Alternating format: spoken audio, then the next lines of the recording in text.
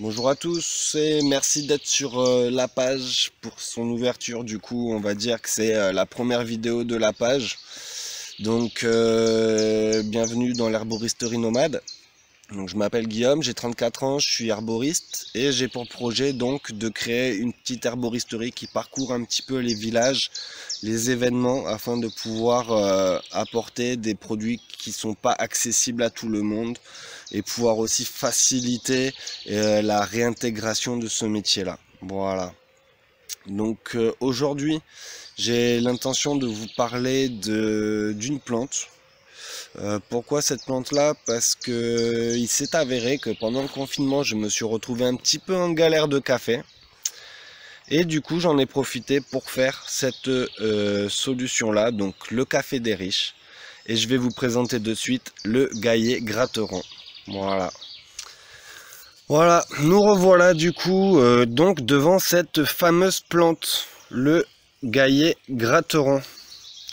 Donc c'est une plante de la famille des Rubiacées, donc la même famille que le café. J'aimerais bien que ça se... Voilà. Donc c'est une plante qui est facilement reconnaissable.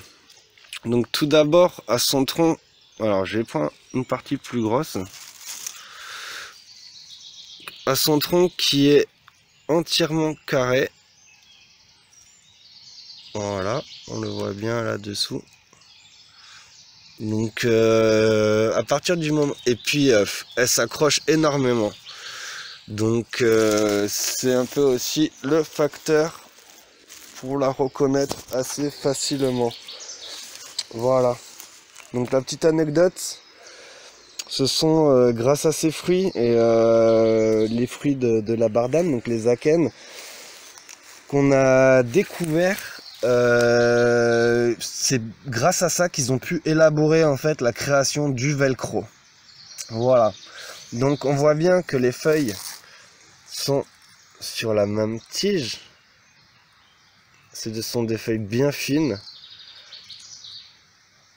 Donc facilement reconnaissables. Et niveau fruits, donc on voit les petits akènes, si ça veut bien pareil s'éclaircir. Ok, on n'est pas aidé, ou je suis pas doué. Voilà, donc ça c'est un akène qui sont souvent présents en forme de 10 akènes, car il y en a 2. Voilà l'exemple ici.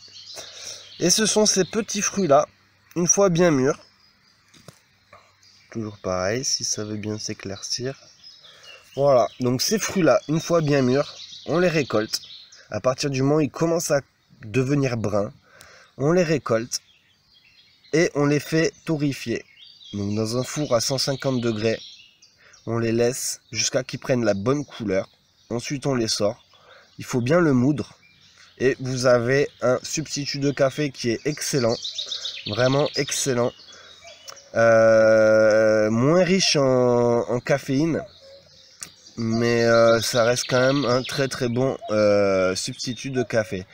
Voilà. Donc après dans la plante, vous pouvez également manger les jeunes pousses et les jeunes feuilles qui auront un petit goût de petits pois là par contre. C'est ce qui s'en rapprocherait le plus. Et vous pouvez le préparer en salade, en pesto ou toute autre forme possible. En fait, après, c'est à votre propre imagination de faire le reste. Donc cette partie-là aura, elle, par contre, des effets médicinaux que je vais vous énumérer, excusez-moi, dans un instant. Rebonjour, du coup, nous revoilà. J'ai dû changer de place à cause du soleil. On n'y voyait strictement rien sur le téléphone. Donc voilà, j'allais vous parler donc des vertus médicinales de cette plante. Donc cette plante qui est riche en tanins, en amidon, qui est riche en vitamine C, qui contient donc aussi des flavonoïdes. Donc une plante qui va vraiment nous permettre de soigner tout ce qui va être lié un petit peu aux problèmes cutanés. Donc ça va être cicatrisant, hémostatique, ça va permettre d'apaiser un petit peu les irritations. Ça va aussi permettre de soulager un petit peu des désagréments qu'on pourrait avoir avec le psoriasis ou l'eczéma. Ça peut permettre en voie interne aussi de détoxifier un petit peu le foie. Ça peut calmer aussi la rétention d'eau, parce que c'est une plante qui est diurétique. Donc elle améliorera aussi la circulation sanguine. Donc c'est une plante qui peut être très complète. Moi personnellement j'utilise que les fruits de cette plante là. Comme toutes les plantes par contre il y a donc des contre-indications. C'est-à-dire qu'on va la déconseiller fortement aux femmes enceintes, aux femmes qui sont en train d'allaiter, aux enfants en bas âge, par manque tout simplement de données toxicologiques. Donc il faut consulter quand même un médecin avant de se lancer en fait dans l'automédication.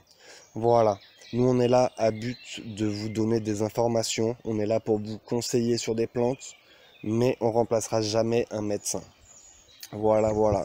Sur ce, je vous souhaite une bonne fin de journée, un bon début de semaine à tous, et puis je vous dis à très bientôt dans une prochaine vidéo. Allez, ciao!